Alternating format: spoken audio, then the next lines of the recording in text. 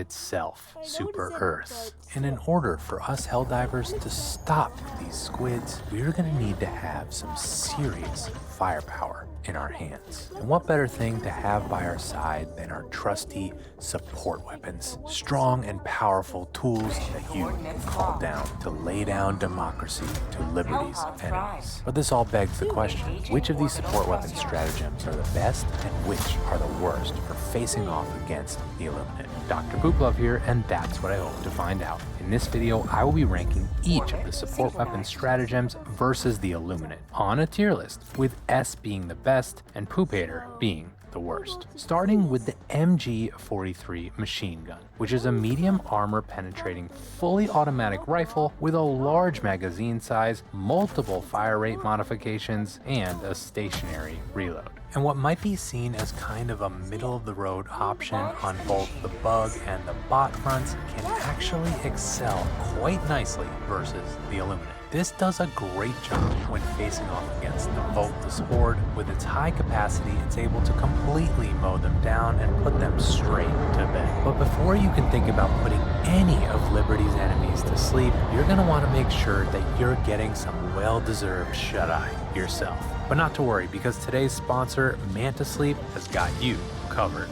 After a late night gaming session, I can end up struggling to go to bed, tossing and turning for hours as I try to settle into a deep slumber. But that's where Manta Sleep comes in. Their sleep masks are comfortably designed to block light and make sleeping easier. I've been trying their Pro Mask, and it is comfortable and breathable and easy on the eyes. It's easy to adjust the cups to your eyes and fits nicely to even the weirdest shaped heads. But Manta Sleep also has other ways to help you sleep, like their white noise machine or their silky smooth pillow covers. They have so many sleep essentials to choose from that are sure to benefit your sleeping game, so that you can wake up fresh and ready to get back out on the battlefield. So what are you waiting for? Head on over to mantasleep.com to get your sleep mask today. Use my link or enter promo code POOPLOVE10 at checkout and you'll get 10% off your next order. That's 10% off your next order by clicking my link and entering POOPLOVE10 at checkout. Get your sleep on today.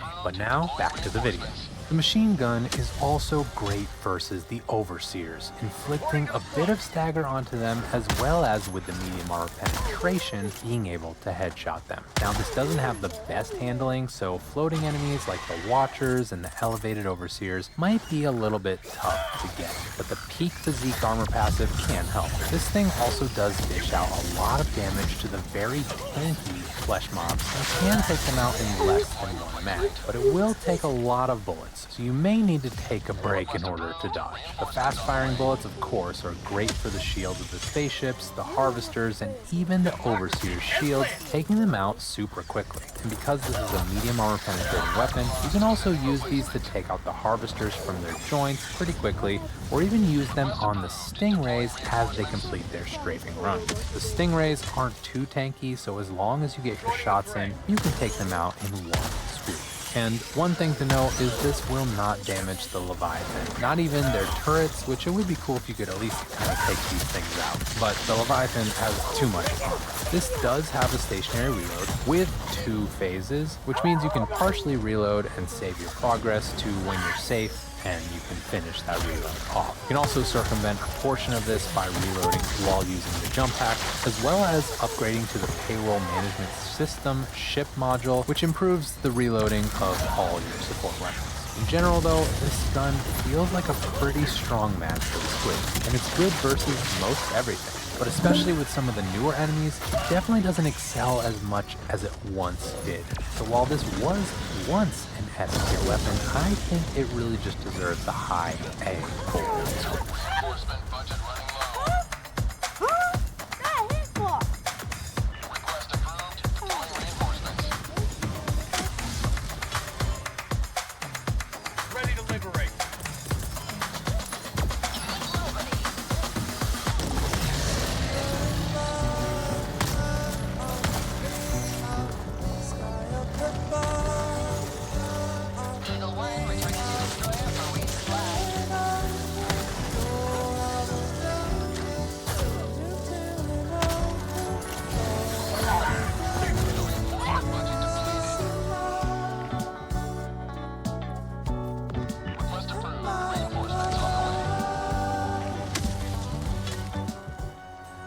But the next weapon on this list is the APW-1 anti-material rifle, which is a sniper rifle with high-impact, heavy armor-penetrating shots.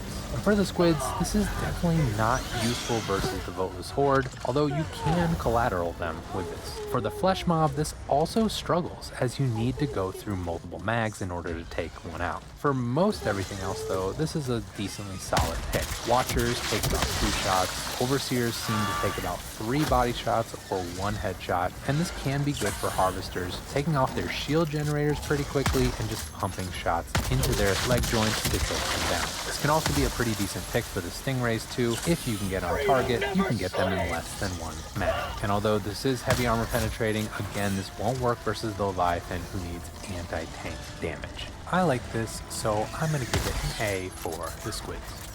But now for the M105 Stalwart, which is a light armor penetrating assault rifle with a large magazine. And versus the squids, this feels okay. It mows down the voteless very nicely, of course, especially with that large magazine size. That can help a lot. But as with a lot of things, it can be very tough versus the flesh mob, but at least it can take it out with 1 mag. This can take out the Watchers and the Overseers pretty nicely, but it also doesn't have that medium armor penetration, so you will have to go for body shots on the Overseers. This won't do really any good for the Harvester, although it can be used to take down his shield if you need to. It can also take out the spaceship shields decently as well. Now this won't have any impact on the Stingray, as that is medium armor penetrating, and don't even bother versus the Leviathan. One good thing about this that's different than some of the other machine gun support weapon options is you can reload this while on the move, and that's pretty nice. But something that kind of goes against this is now that you can add things like drum magazines to some of your primary weapons, and one of the best aspects of the Stalwart being its high capacity, it does slightly diminish the value that this brings, but you still might want to take it if you have something like the Eruptor or the crossbow. For all that, I think it will get a B for the squids.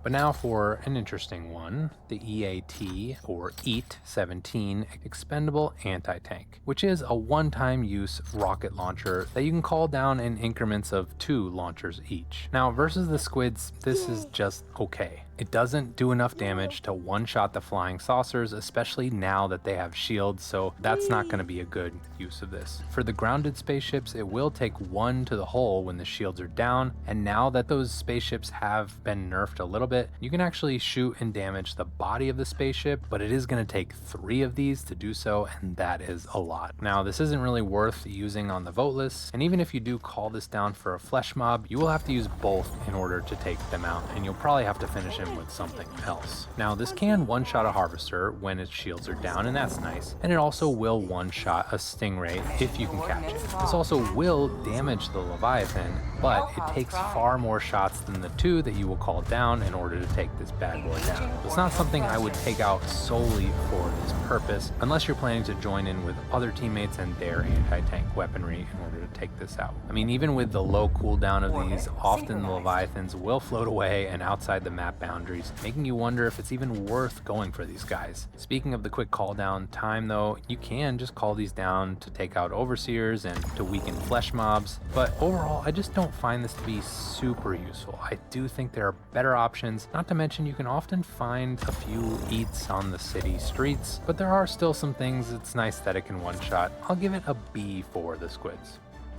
When your severe asthma says you can't, Tespire says you can. Tespire is an add-on treatment for people 12 and over that helps you prevent attacks and relieve asthma symptoms. Tespire is not a rescue medication. Serious allergic reactions may occur. Get help for swelling of your face, mouth, tongue, trouble breathing. Rash or eye allergy can happen.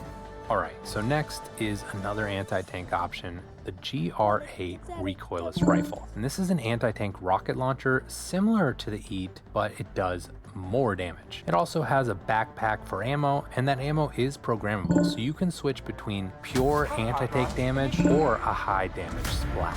Now versus the squids, this has some pretty good uses. This used to be able to take down the flying saucers in a single shot, but those have been buffed to have a shield. So unless you're coordinating with other members of the team to focus on shields, it's not really worth trying. Now this can actually one-shot a harvester when its shields are down, and that's really nice. and it does so, I think, a little bit more consistently due to the higher damage. You will still want to go for the armpit in order to get this the most consistently, because unfortunately, if you miss that weak spot, it will damage him, but it might not one-shot him. This can one-shot a stingray, and that is pretty nice. And while this will not one-shot a flesh mob, it will get him weak, so you can finish him off with something else. It's also nice that it has its HE mode, which can be used in a pinch to clear out a bit of the horde, as this mode is meant to deal a little bit more spread out splash damage. But there are going to be far better options for that, so for the most part, I wouldn't bother. Now, for ground spaceships, this can take it out from the hull when the shields are down, or when the shields are down, you can take it out by hitting it anywhere in just 2 shots. And that can be pretty great, as it means that you can take these guys out from a distance even when the hull is not visible to you. But 2 of these can be a big task. This also is one of the decent options for the Leviathan, being able to take it out in 6 shots, especially if you aim for their blue weak spots. But that's basically all your arsenal. It honestly can be a justification for having one of your friends carry your backpack, because those shots can be fired much quicker. The Leviathans deal pot shots to you, which suck, but they do take a long time in order to take out, so you might be just better off just dealing with it and letting it roam and float away. Now, of course, the recoilless does have some drawbacks. This will take up a backpack slot unless you can convince a friend to carry it for you, which I don't think works out that often. I happen to actually like using backpacks for other things, so for me, it can be a bit of a hard pill to swallow. This also does have a slower stationary reload pattern, which can be tough to manage versus a horde rushing at you, although you can do this in phases just like the machine gun, and I do find it easier with the squid men versus the bugs. All in all, I recognize that this is very solid because it allows you to fill that hole of being able to dedicate yourself to deleting the harvesters and the stingrays from the map, as well as being one of the few somewhat decent options for the Leviathan. So for all that, I will give it an A for the squids.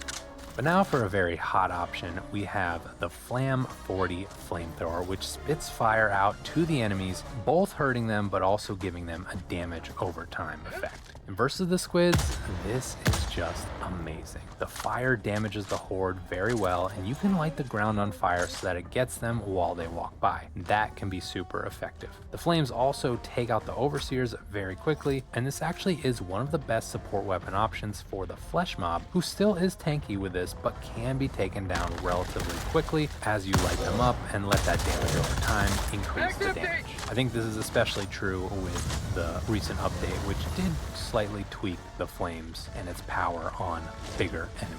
Now, the main struggle of this is that it can be hard to get at those elevated overseers who tend to be at a distance, as well as watchers who also are at a distance but also seem to be slightly fire resistant. This can actually be used to take down a harvester pretty quickly and even through the shield, but you do have to contend with its lightning attack, so just be careful there. And actually it can damage the stingray, but you probably have to use something like the lift attack, and it's not the most efficient or effective way to do so. You're better off just having something with medium or pen to shoot at it. Overall though, you just have to respect how powerful this is versus the most dangerous and in-your-face enemies. And just helping clear the horde for you, I'm gonna give it an S tier for the squid.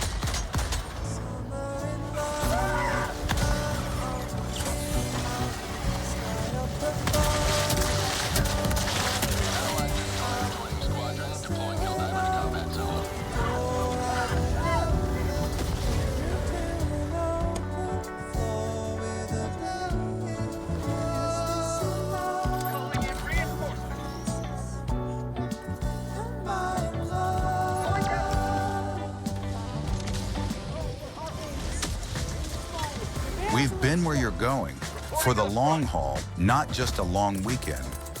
We leverage several lifetimes of experience to protect you when the unexpected knocks your trip off track.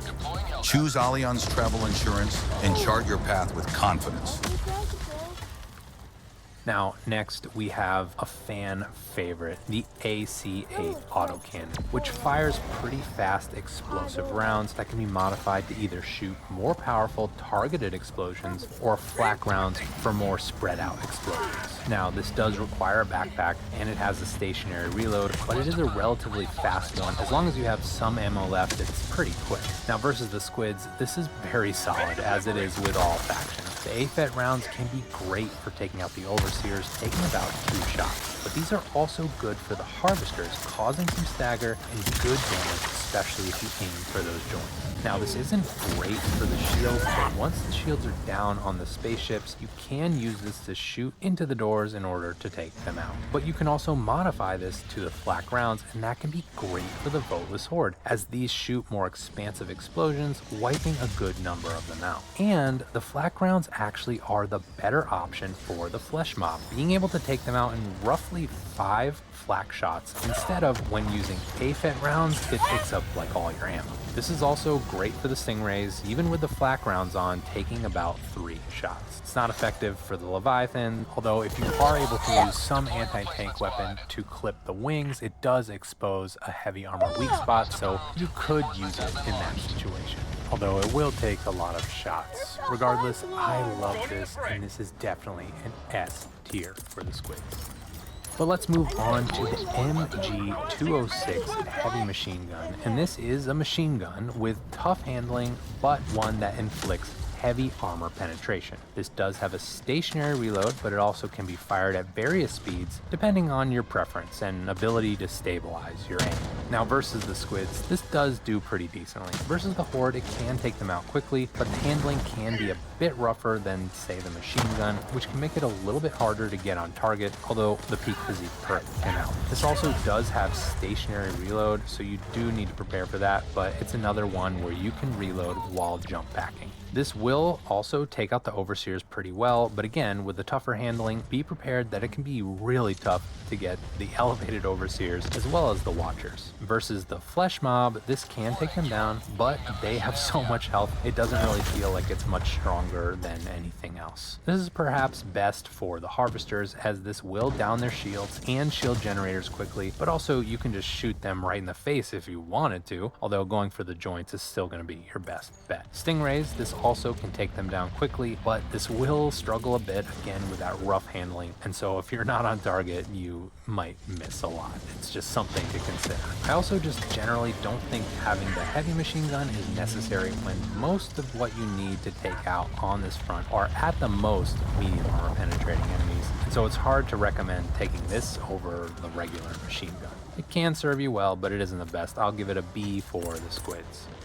Our next support weapon has a bit of a reputation for killing not only the enemies, but also yourself and your teammates. And I'm talking about the RL-77 airburst rocket launcher, which shoots essentially a bunch of cluster bombs that can be used to clear a wide area. And versus the squids, this does handle the horde pretty well, but there are a lot of caveats. For one, you need to be pretty far away from your targets because the risk that